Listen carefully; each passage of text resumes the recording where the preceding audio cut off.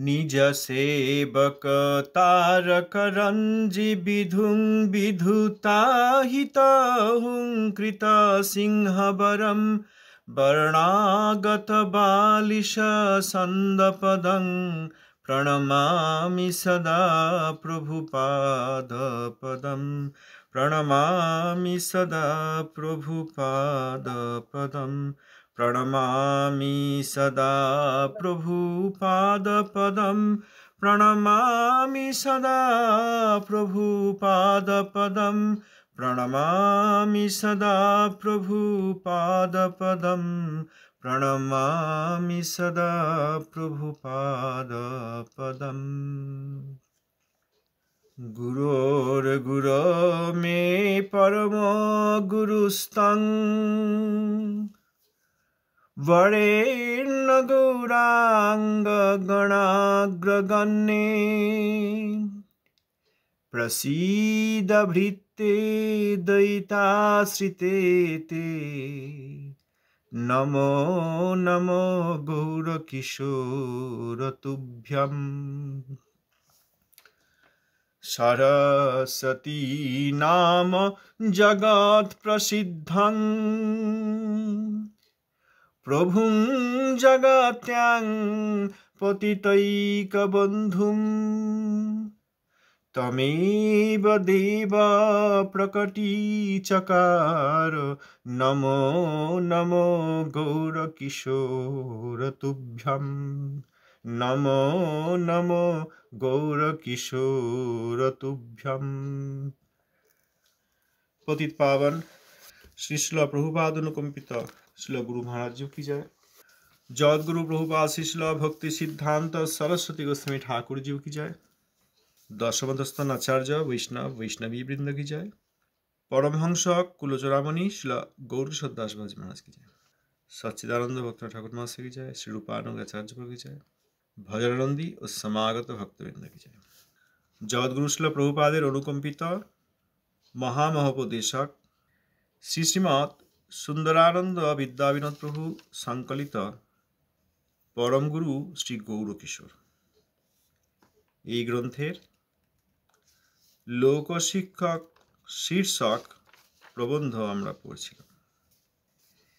এখানে বাবাজি মহারাজ একদিন তার শ্রীচরণ যুগল ভালো করে কাপড় দিয়ে জড়িয়ে সর্বাঙ্গ ঢেকে বসে আছেন এবং বলছেন, লোকগুলি অন্য মতলবে আমার পায়ের ধুলা নিতে আসে। আমি বলি, আমি তো বৈষ্ণব নহি, যাহারা পায়ের ধুলা দিবার জন্য চরণামৃত দিবার জন্য বৈষ্ণব সাজিয়া পা বাড়াইয়া রাখিয়াছে। সেই সকল বৈষ্ণবের পাড়ায় গেলেই তো তাহারা অনেক পায়ের ধুলা পাইতে পারে। এই কথা বলার কিছুক্ষণ পরেই ভট্টাচার্য একজন সঙ্গী সহ বৃন্দাবনাদি ধাম দর্শন করে বাবাজি মহারাজের কাছে এসে বললেন, আপনি আমার গুরুদেব, আমাকে কৃপা করুন। বাবাজি মহারাজ উত্তরে বললেন, আমার নিকট রসগোল্লা সন্দেশ লুচি পুরি টাকা পয়সা মিষ্টি কথা কিছুই নাই, আমি কি দিয়া কৃপা করিব? যে সকল গুরু শিষ্যকে লুচি সন্দেশ খাওয়াইতে পারেন ও তাহাদিগকে বড় ভক্ত বলিয়া প্রশংসা করিতে পারেন, তাহারাই আজকাল গুরু হইবার ও কৃপা করিবার অধিকারী। আজকালকার পণ্ডিতেরা আনুকূল্য শব্দের অর্থ বুঝিয়া নিয়েছেন টাকা, সুন্দরী স্ত্রী, মিষ্টি কথা, এই সকল। এই পর্যন্ত আমরা গত 2 দিন পড়েছি। এর পরবর্তী অংশে এখানে লিখছেন, ইহা শুনিয়া উক্ত ভট্টাচার্য মহাশয় বলিলেন, আমাদের মনে তো অনেক প্রকার ভুল ধারণা আছে, তবে আপনি যাহা বলেন তাহাই করিব।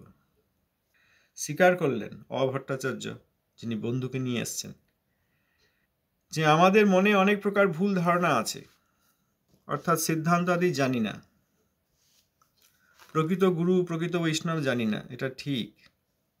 অতএব ব্যবহারে ভুল হতে পারে এবং হচ্ছেও, তবে আপনি যা বলবেন আমরা তাই করব।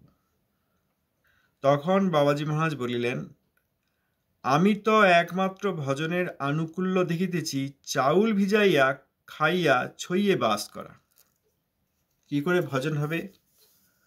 পরমহংস কুলচূড়ামণি তাই বলছেন, যে আমি এইটাই দেখি ভজনের আনুকূল্য। এখানে এর আগেই বললেন, আজকালকার পণ্ডিতেরা অর্থাৎ যাঁরা বৈষ্ণব নামে প্রসিদ্ধ বা গুরু হয়েছেন, যারা অনেককে কৃপা করছেন, অনেক সাধারণ লোক না বুঝে তাদের কাছে গিয়ে বঞ্চিত হচ্ছেন, তাদের কাছে আনুকূল্য শব্দের অর্থ এই তিনটি জিনিস: টাকা, সুন্দরী স্ত্রী, মিষ্টি কথা। কনক কামিনী প্রতিষ্ঠারই আর এক রূপে বলেছেন, টাকা কনক, কামিনী সুন্দরী স্ত্রী, প্রতিষ্ঠা মিষ্টি কথা। মিষ্টি কথা বলবেন, মিষ্টি কথা শুনবেন, প্রতিষ্ঠা হবে। প্রাগিত প্রতিষ্ঠা দেবেন যারা এসেছেন। সাধারণ লোক যখন তথাকথিত বৈষ্ণবদের কাছে যাচ্ছেন, তারা সেই সব লোককে খুব প্রশংসা করছেন, আপনি ভক্ত, বড় ভক্ত, এতদিন ধামে থেকে এলেন, আপনি তো সবসময় ভজন করছেন, খুব আপনার সাধুগুরুতে প্রীতি, তাদের কাছে এসছেন তো, এইসব বলে তাদের প্রশংসা করেন। আর এরকম খাতির করে ভালো সন্দেশ, মিষ্টি কথা বলে সেই সব আগন্তুক বালিশদেরকে এই বৈষ্ণব গ্রুপেরা বৈষ্ণব সেজেছেন বাজছে, কিন্তু প্রকৃত প্রস্তাবে বৈষ্ণব সিদ্ধান্তের বিরোধী, প্রকৃত বৈষ্ণবের বিরোধী সেই সব লোকগুলো তারা আনুকূল্য চান। আনুকূল্য, অনুকূল থেকে কথাটি এসছে, সেবার অনুকূল, অর্থাৎ অর্থাদি দিন। প্রণামী পেলে সুবিধা। আবার তাদের মধ্যে অনেকে ব্যভিচারী করেন, তারা আবার এই অবৈধ সঙ্গে জড়িয়ে পড়েন, অতএব সুন্দরী স্ত্রী ইত্যাদি তাদের কাছে আনুকূল্য। আর মিষ্টি কথা, অর্থাৎ বিভিন্নভাবে প্রতিষ্ঠা পাওয়া, কিছু প্রতিষ্ঠা দেওয়া এবং তার ফলে অনেক প্রতিষ্ঠা পাওয়া। এখন যদি আমরা কোথাও যাই, সাধারণ লোক, এইসব লোকের কাছে চিনতে পারি না, ভালো উৎসবাদি দিচ্ছি, প্রণামী দিচ্ছি, সম্মান করতে আসছি, এইসব দেখলে তারা প্রশংসা করেন। আর প্রশংসা শুনলে আমি মনোমুগ্ধ হয়ে যাই, গুণমুগ্ধ হয়ে যাই, যে দেখো এত বড় বৈষ্ণব বলে পরিচিতি আছে, কিন্তু আসলে অবৈষ্ণব, বৈষ্ণব বিদ্বেষী গ্রুপ, বৈষ্ণব গ্রুপ। তাই এত বড় ব্যক্তি জগতে প্রসিদ্ধি আছে, দেখো আমার কত প্রশংসা করলেন। এরকম দেখা যায় তো সহজিয়াদের আজকাল, যে যাচ্ছে তাকেই, হ্যাঁ আপনারা তো খুব ভালো, খুব ভক্ত, হ্যাঁ অপরাধী, মায়াবাদী, তাদেরকেও খুব, হ্যাঁ আপনারা খুব, এই প্রশংসা করা হচ্ছে, মিষ্টি কথা বলা হচ্ছে, সুসিদ্ধান্তের কথা নেই, মিষ্টি কথা, এইসব বলে তাদেরকে তুতিয়ে বাতিয়ে রাখা হচ্ছে। তারা অনুসরণকারী হচ্ছে, ফলোয়ার হচ্ছে, ফ্যান ক্লাব হচ্ছে, তারা শিষ্য হচ্ছে। এইভাবে আনুকূল্য সংগ্রহ করে নিচ্ছেন, অর্থ, সুন্দরী স্ত্রী আর মিষ্টি কথা। বাবাজি মহারাজ বলছেন, আমি তো আনুকূল্য, ভজনের আনুকূল্য অর্থাৎ অনুকূল কি করে হবে, ভজনের অনুকূল কি করে হবে, নিজে এবং পরিবেশ, ব্যবস্থা, ব্যবহার ইত্যাদি। আমি তো ভজনের অনুকূল বলতে এই চাল ভিজিয়ে খেয়ে ছইয়ে বাস করা, এইটাই বুঝি। এখানে আবার এই ধরনের কথাবার্তা শুনে দেখছি কেউ বলছেন যে শিল বাবাজি মহারাজ এটা বললেও শিল ভক্তিনাথ ঠাকুর মহাশয় তো শ্রী ভক্তি বিনোদ ইনস্টিটিউট স্কুল খুলেছিলেন। আচ্ছা, এর সঙ্গে এর কি যোগাযোগ আছে আমি তো কিছুতেই ভেবে বুঝতে পারি না। ঠাকুর মহাশয়ের নামে এই স্কুল খোলা হয়েছে, যাতে সেখানে পড়াশোনা হয় এবং শুদ্ধ ভক্তির সেখানে ব্যবস্থা ছিল। এখন কেমন হচ্ছে জানি না। যখন ছোটোবেলায় আমি ওই স্কুলে 4 দিন গেছিলাম, এই স্কুলে আমি 4 দিন পড়াশোনা করেছিলাম। আমার বাবার খুব আগ্রহ ছিল যে সন্তান গুরুবর্গের নামে প্রতিষ্ঠিত, গুরুবর্গের দ্বারা প্রতিষ্ঠিত স্কুলে পড়ুক। 4 দিন আমার সুযোগ হয়েছিল, অতএব আমিও বলতে পারি আমি সেই স্কুলের ছাত্র। 4 দিন তো পড়েছি। এই শ্রী চৈতন্য মঠ থেকে তখন অফিসে যারা ছিলেন তাদেরকে আগ্রহ করে বললে তারাও খুব আনন্দ করে লিখে দিলেন যে এই 4 দিন ক্লাস করবে, যে ক্লাস করেছিলাম। ওখানকার ইউনিফর্ম ছিল। যাই হোক, তা গুরুবর্গের স্কুলে পড়ে গুরুবর্গের আদেশ নেওয়ার ইচ্ছা ছিল। তা সেখানে তখন দেখেছি শ্রীমদ্ ভগবদ্ গীতা ইত্যাদি গ্রন্থ সবাইকে পড়তে হতো, জবনরাও পড়তো। আমাদের গৃহে যেসব প্রচারক আসতেন তাদের মধ্যে একজন ছিলেন আবার সেখানকার অনারারি সম্মানীয় একজন শিক্ষক, মানে সরকার অ্যাপয়েন্টেড নয়, শ্রী চৈতন্য মঠ অ্যাপয়েন্টেড। তিনি আসতেন, তিনি বলেছিলেন যে শ্রীমদ্ ভগবদ্ গীতায় যে পড়াশোনা হয়, তাতে যে পরীক্ষা হয়, সেখানে যবন ছেলেরা আবার বেশি নম্বর পায়। তথাকথিত সনাতন ধর্মীয় যারা রয়েছেন তাদের চেয়ে যবনেরা বেশি নম্বর পায়। মানে অন্যান্য ছাত্ররা যাদের সঙ্গে হরিভক্তির যোগ নাই, তারা খুব ভালো করে পড়ে এবং তারাই খুব বেশি নম্বর পায়, তারাই ফার্স্ট সেকেন্ড হয় গীতায়। তা গুরুবর্গের উদ্দেশ্য ছিল সেখানে শুদ্ধ ভক্তিরও কিছু পাঠ দেওয়া হোক, এবং সেই স্কুলের ব্যবস্থা ছিল এরকম, শনিবার রবিবার ছুটি থাকতো না। এখনও হয়তো তাই হবে। তখন আমি যখন গেছি, ও বহু বছর এরকম দেখতাম, শনিবার রবিবার স্কুল যাচ্ছে সব ছাত্ররা, ফুল স্কুল। ছুটি থাকে একাদশীতে, শ্রী বিষ্ণুব্রতে, আর হাফ দিন ছুটি থাকে যতদূর মনে পড়ে বোধহয় একাদশীর পরের দিন, দ্বাদশীতে। একাদশী ছুটি, দ্বাদশীতে হাফ ডে। শনিবারে হাফ ডে, রবিবার ছুটি ও অনুসরণ করা হতো না। সেটা এখন সব জায়গায় হয়। ইংরাজরা এসেছিল, বহুদিন শাসন করেছে, সেই সব পদ্ধতি এখনও রয়ে গেছে। শনিবার হাফ ডে, রবিবার পুরো দিন ছুটি, পূর্ণ দিবস ছুটি। তা গুরুবর্গ শিল ভক্তিনাথ ঠাকুর মহাশয়ের নামে এই স্কুলটি করা হয়েছিল। প্রভুপাদ শিল সরস্বতী ঠাকুরই এই স্কুল প্রতিষ্ঠা করেছিলেন শিল ভক্তিনাথ ঠাকুরের নামে। শিল ঠাকুর মহাশয় এইসব ইচ্ছা ছিল, যেগুলি আদেশ করেছিলেন সেইগুলি এইভাবে। তাই স্কুল করেছেন এখানে। এখানকার সঙ্গে বাবাজি মহারাজের সিদ্ধান্ত এবং ভজনের কি পার্থক্য আছে আমি তো বুঝতে পারি না। অনেকে বলে ঠাকুর মহাশয় তো স্কুল খুলেছিলেন, এটা কি কোনো যুক্তি হলো? এখানে পরমহংস কুলচূড়ামণি বাবাজি মহারাজ বলছেন যে চাল ভিজিয়ে খাওয়া আর ছইয়ে বাস করা, এইটাই আমি ভজনের আনুকূল্য দেখি। তা আমরা তার অনুকরণ করে, ছিল বাবাজি মহারাজের অনুকরণ করে তা করতে যাচ্ছি না। চলো আজ একটু চাল ভিজিয়ে খেয়ে নিই, আর একটা ছোট্ট এরকম তৃণনির্মিত ছইয়ে গিয়ে থাকি। করলে বাবাজি মহারাজের চরণে অপরাধ হবে। অনেক লোকজন দেখা করতে আসে, তাতে ভজনের অসুবিধা হয়। এই বলে তো বাবাজি মহারাজ প্রায় 6 মাস যাবৎ একটি ধর্মশালার খাটা পায়খানায় থাকতেন। এমনি এখনকার মতো স্যানিটাইজার নয়। আমরাও কি সেইটা অনুকরণ করে সে হরিনাম করতে যাব? এসব করলে তার চরণে অপরাধ হবে না? তিনি যেখানে থাকেন সেই স্থানটি বৃন্দাবন, তিনি এই প্রাকৃত জগতে থাকেনই না। অতএব তিনি এখানে বলছেন যে আমি তো মনে করি, আমি তো একমাত্র ভজনের আনুকূল্য দেখিতেছি চাউল ভিজাইয়া খাইয়া ছইয়ে বাস করা। কিন্তু তার মানে এই নয় যে আমরা সেইটা শুরু করতে যাই, তাহলে তাঁর চরণে মহাপরাধ হয়ে যাবে। তাঁর যে অধিকার, সেটিকে বাধ্যত অনুকরণ করা হয়ে যাবে। আমরা আমাদের যেরকম পরিস্থিতি, বদ্ধ জীব, আমাদের যেরকম পরিস্থিতি আমরা সেইভাবেই সাধনার চেষ্টা করব। কিন্তু তাই বলে অপসিদ্ধান্তের অনুমোদন করা যায় না। কেউ কেউ বলছেন, যেহেতু বাবাজি মহারাজ এসব শিক্ষা বলছেন, আর শিল ভক্তিনাথ ঠাকুর মহাশয়ের উপদেশে প্রভুপাদ বিভিন্ন প্রচারাদি যেরকম করেছেন, তার সঙ্গে তারা ভিন্নতা দেখছেন। তারা কিছু ভিন্নতা দেখেন। এখানে কোনো ভিন্নতা নেই, প্রভেদ নেই। আমাদেরকে দৈব বর্ণাশ্রম ধর্ম দিয়েছেন, সেখানে থেকেই হরিভজন করার সুযোগ দিয়েছেন প্রভুপাদ। এইসব সহজে সব বুঝতে পারবে না। শুদ্ধ ভক্তের আনুগত্য যারা করেননি, দুর্ভাগ্যবশত, চাইছি আমরা সকলেই যেন বুঝতে পারি কোনো এখানে ভেদ বিভেদ নেই। কিন্তু শুদ্ধ ভক্তের আনুগত্য না করলে এইসব কথা কিছুতেই বোঝা যাবে না। আর শুদ্ধ ভক্তের চরণে যদি বিদ্বেষ থাকে, তাহলে এইসব কথার উল্টো বোঝা হবে। এখন যার যেমন ভাগ্য, সৌভাগ্য, দুর্ভাগ্য, তবুও চেষ্টা করা হচ্ছে, চেষ্টা করছি পড়তে, যাতে আমার উন্নতি হয়। এরপর বাবাজি মহারাজ বলছেন, এমন খাওয়া খাইতে হইবে যাহা কুকুরেও খায় না। আমরা তো ভালো ভালো আগের দিন বললেন যে মোচার ঘন্ট খাওয়ার ইচ্ছা হয়েছে, সেই জন্য সেইটি রান্না করে ঠাকুরকে ভোগ দিয়ে দিলাম, এতে অপরাধ হয় কেন না? আমার যেটা ইচ্ছা হয়েছে, অর্থাৎ সেইটি মনে মনে আমার খাওয়া হয়েছে। মনে মনে খাওয়া মানে সেটা উচ্ছিষ্ট হয়ে গেল, তারপরে রান্না হয়েছে, এখন ঠাকুরকে ভোগ দিতে যাওয়া হচ্ছে। যেটি আমি খাবো মনে করেছি, রান্না করে ভোগ দিচ্ছি, দিয়ে প্রসাদ হিসেবে খেতে যাচ্ছি, এই ভোগ দেওয়াটি অপরাধ হলো, কারণ আমার ইচ্ছা হয়েছে বলে আমি খেতে চাইছি। আর ঠাকুরকে মনের দ্বারা খাওয়া হয়ে গেছে যে উচ্ছিষ্ট, সেইটা ঠাকুরকে দেওয়া। ঠাকুরকে এঁঠো দিতে আছে, উচ্ছিষ্ট দিতে আছে? দিতে নেই। এই ভালো ভালো খাওয়ার মধ্যে আমাদের এই সমস্যাটা রয়েছে। আমাদের ছিল জগন্নাথ দাস বাবাজি মহারাজ বলছেন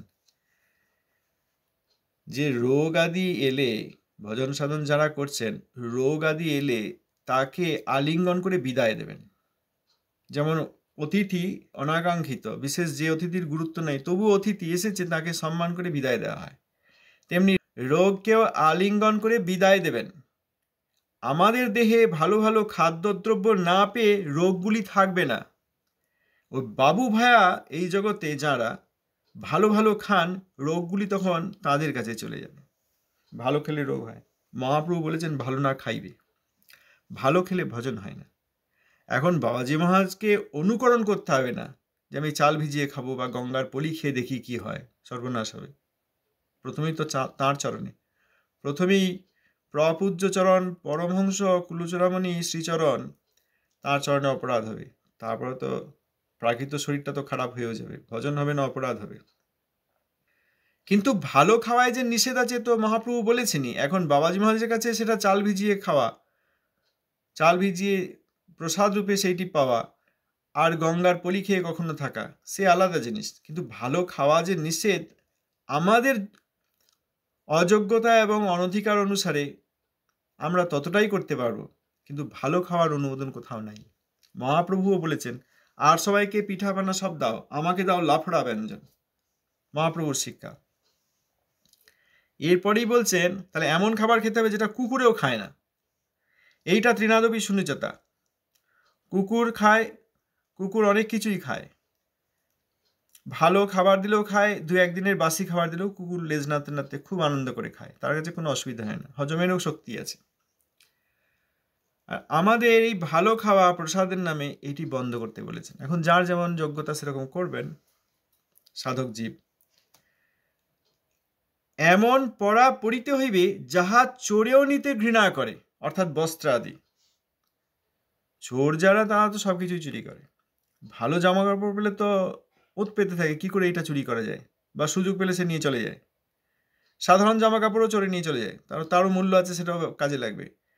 কিন্তু খুব নোংরা ছেঁড়া খোড়া বা অনুজ্জ্বল সেই সব জিনিস পরে থাকলেও চোরে দেখা যাবে সেগুলি নেয় না। তা চোরে নেবে না এমন জিনিস পরতে হবে। আবারও পরমহংস কুলচূড়ামণি বাবাজি মহারাজ বলছেন আমাদেরকে অনুকরণ করতে হবে না, কিন্তু এটা জানতে হবে যে ভালো পড়ায় নিষেধ আছে মহাপ্রভুর, ভালো না পড়িবে। সেখানে ব্যাখ্যা করে বলেছেন ভালো খেলে নিজের ক্ষতি হয়, কারণ জিহ্বার তৃপ্তি হয়। জিহ্বার তৃপ্তিতে আমরা উদরপূর্তি করে বেশি করে খাই, উদরপূর্তি করে বেশি করে খেলে তখন উপস্থ বেগ জেগে ওঠে। জিহ্বা, তার প্রভাবে উদরবেগ, তার প্রভাবে উপস্থ বেগ, এমনিতেই আমরা চারিদিকে টানাপোড়েনে রয়েছি। তারপরে ভালো ভালো খাবো, আরেকটু দাও করে আরেকটু খাই, খেয়ে পেটটা আরও মোটা হয়, বড় হয়। তারপরে এই উপস্থ বেগ, ওইসব প্রাকৃত হিসাবে খাওয়া হয়, প্রাকৃত শক্তি পাওয়া যায়, ভিটামিন প্রোটিন পাওয়া যায়, এনজাইম হরমোন ইত্যাদি হয়, তাতে উপস্থ বেগ উৎপন্ন হয়। এই যে শ্লোর গোসাইবাদ বলেছেন বাচ বেগং মনসহ ক্রোধ বেগং জিহ্বা বেগম উদরপস্থ বেগম এতান বেগাঞ্জ বিষয়িত ধীর সর্বামপি মাং পৃথিবী শস্যা। তাহলে শ্লোর উপবাদের আদেশে তো আমাদের এটা প্রচেষ্টা তো করতে হবে। এখানে বাচ বেগং অর্থাৎ বাক্য বেগ, হরি কথা, হরিভক্তের কথা, হরিভক্তের গুণগান, শ্রী হরির গুণগান, শ্রী হরির নাম, এইসব ব্যতি রেখে আমাদের যত কথা বলার ইচ্ছা এটিকে বাক্যবেগ বলে।